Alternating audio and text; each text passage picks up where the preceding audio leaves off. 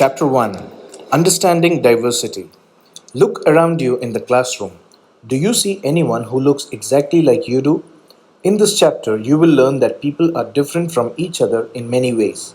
Not only do they look different, but they might also belong to different regional, cultural, or religious backgrounds.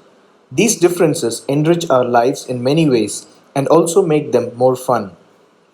All these different people who come from all kinds of backgrounds and belong to all kinds of religions and cultures help to make India so interesting and so diverse. What does diversity add to our lives? How did India become like this? Are all kinds of difference a part of diversity? Can diversity also be a part of unity? Read this chapter to find some answers. Three children around your age have drawn the figures above. Use the empty box to draw your human figure. Is your drawing similar to any of the others? The chances are that your drawing is quite different from the other three, which you can see are quite different from each other. This is because each one of us has a unique drawing style. We not only don't look exactly like each other, but also differ in terms of the language we speak, our cultural backgrounds, the religious rituals we observe, and of course, the way we draw. Now ask your teacher to help you check how many of you have similar answers. Is there anyone whose list matches yours exactly? Probably not, but many of you may have similar answers. How many like reading the same kind of books? How many different languages are spoken by the students in your class? By now, you must have recognized the many ways in which you are quite like some of your classmates and other ways in which you are different from them. Making friends. Do you think it would be easy for you to make friends with someone who was very different from you? Read the following story and think about this. I had meant it as a joke made up for a small ragged boy who sold newspapers at the Janpat crossing at the busy intersection.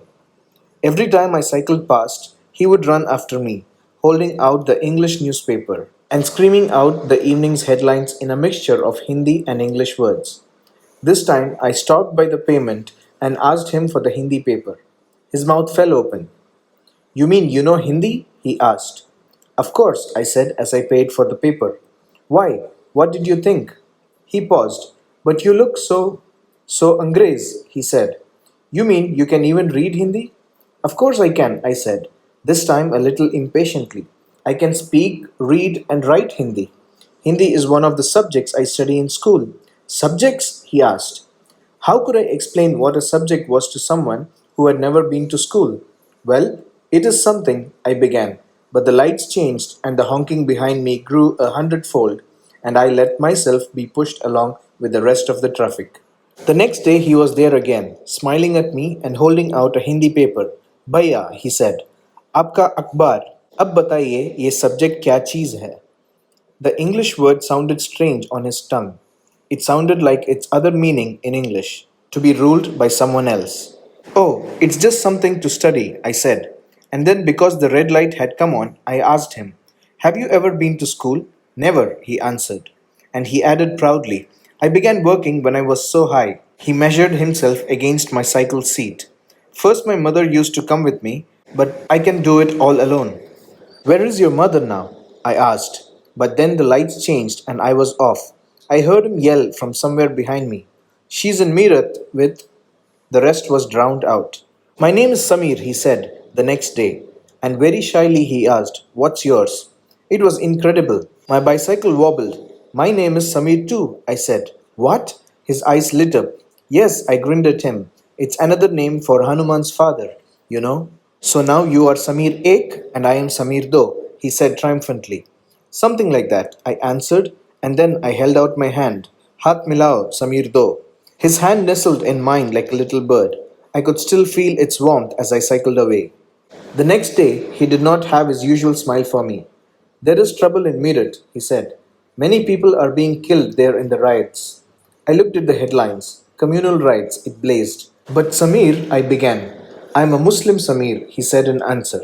And all my people are in Meerut. His eyes filled with tears, and when I touched his shoulder, he would not look up. He was not at the crossing the day after, neither the day after, nor ever again, and no newspaper, in English or Hindi, can tell me where my Samir Do has gone. While Samir Ek is more familiar with English, Samir though speaks Hindi. Although they both are more at home in different languages, they still communicated with each other. They made the effort to do so because this was what was important to them. Samir Ek and Samir Do also come from different religious and cultural backgrounds. While Samir Ek is a Hindu, Samir Do is a Muslim. Different religious and cultural backgrounds, such as these, are an aspect of diversity. In addition to their diverse religious and cultural backgrounds, there are other ways in which Samir Ek and Samir Do are different from each other. For example, while Samir Ek goes to school, Samir Do sells newspapers. Samir, though, did not have the opportunity to attend school. Perhaps you have noticed that there are several people in the area where you live who are poor and who don't have enough to eat or wear and sometimes not even a place to live. This difference is not the same as the one we have seen earlier. Here we are talking not of difference but of inequality. Inequality comes about when a person does not have the resources and opportunities that are available to other persons. The caste system is another example of inequality.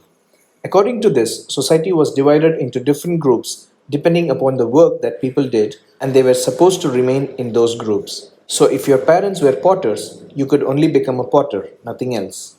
This system was considered irreversible, and because you were not supposed to change your profession, it was not considered necessary for you to know anything more than what you needed in your profession. This created a situation of inequality. You will read more about this and other inequalities in the following chapters. What does diversity add to our lives? Just like Samir Ek and Samir Do became friends, you might have friends who are very different from you. You have probably eaten different kinds of food in their homes, celebrated different festivals with them, tried out the clothes they wear, and learned some of their languages as well.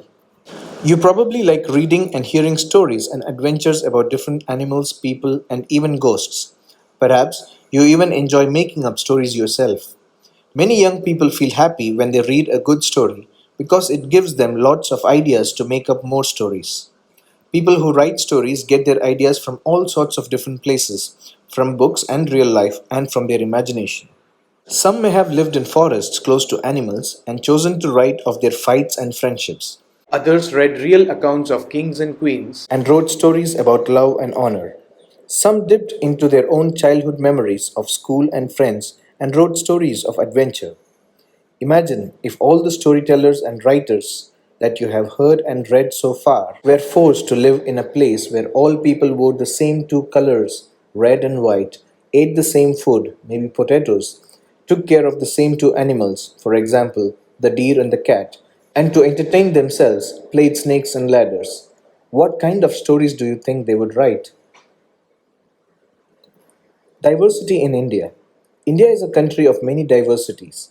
We speak different languages, have various types of food, celebrate different festivals, practice different religions, but actually, if you think about it, we do many things that are similar except that we do them in different ways.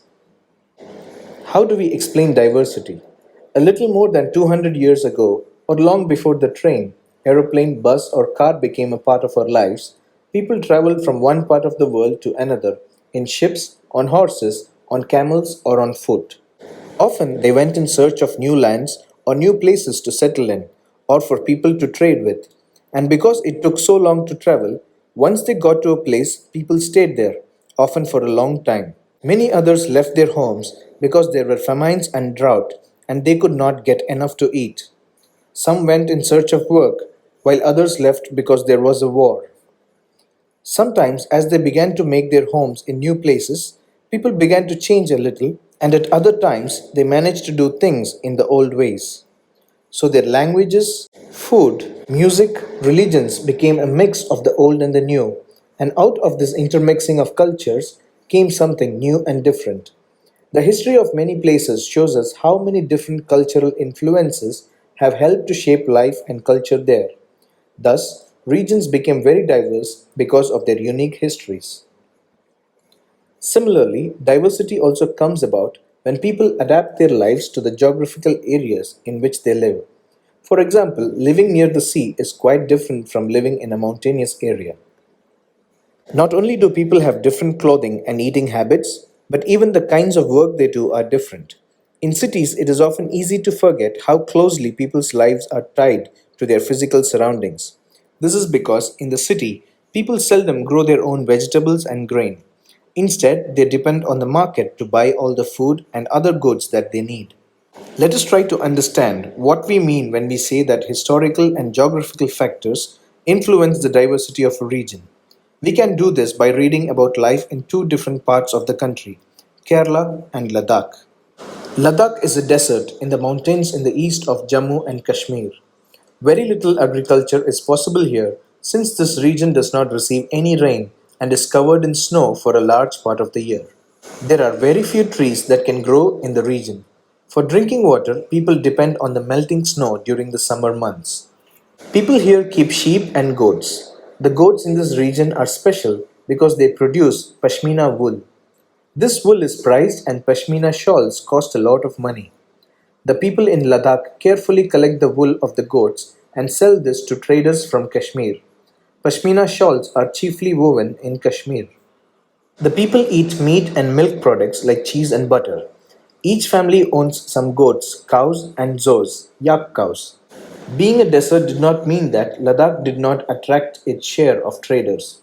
It was considered a good trade route as it had many passes through which caravans traveled to what is today called Tibet.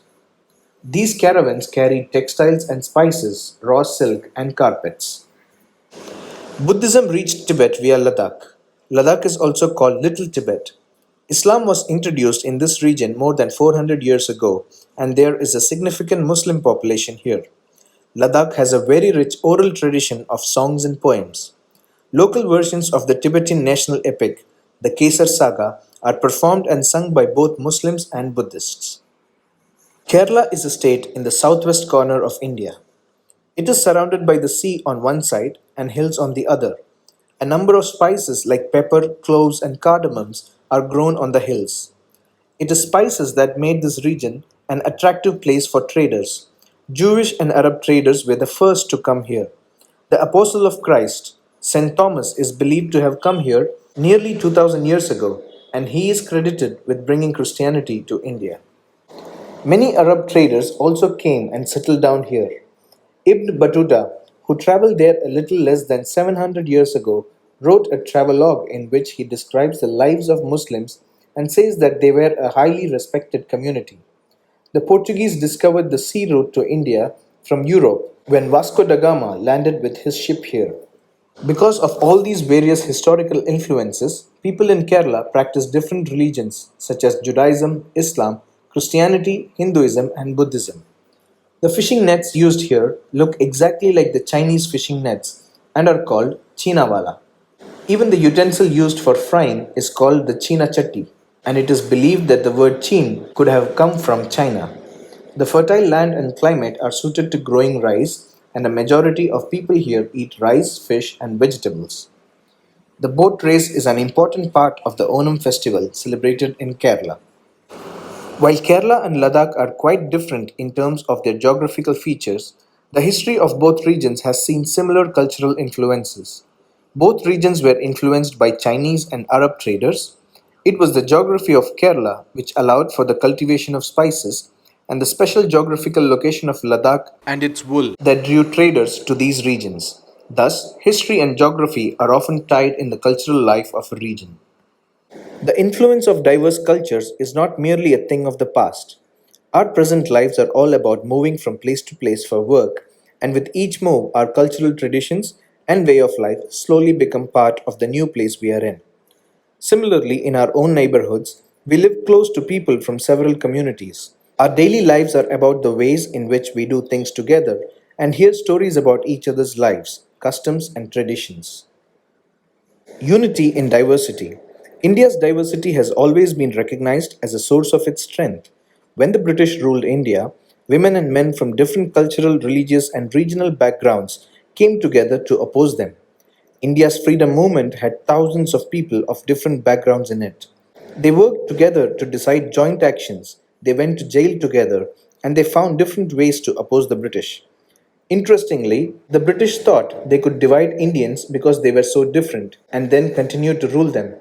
But the people showed how they could be different and yet be united in their battle against the British. Don't forget the days of blood, O friend. In the midst of your happiness, remember to shed a tear for us. The hunter has torn away every single flower. Do plant a flower in the desert garden, dear friend. Having fallen to bullets, we slept in Jallianwala Bagh. Do light a lamp on this lonely grave, O friend. The blood of Hindus and Muslims flows together today. Do soak your robe in this river of blood, dear friend. Some rot in jails while others lie in their graves. Do shed a few tears for them, O friend. This song was sung after the Jallianwala Bagh massacre in Amritsar, in which a British general opened fire on a large group of unarmed, peaceful people, killing many and wounding even more. Men and women, Hindus, Sikhs, and Muslims, rich and poor, had gathered to protest against the British. This song was composed and sung to honor the memory of those brave people. Songs and symbols that emerged during the freedom struggle serve as a constant reminder of our country's rich tradition of respect for diversity. Do you know the story of the Indian flag? It was used as a symbol of protest against the British by people everywhere. In his book, The Discovery of India, Jawaharlal Nehru says that Indian unity is not something imposed from the outside, but rather it was something deeper, and within its fold, the widest tolerance of belief and custom was practiced, and every variety acknowledged, and even encouraged. It was Nehru who coined the phrase unity in diversity to describe the country. India's national anthem, composed by Rabindranath Tagore, is another expression of the unity of India.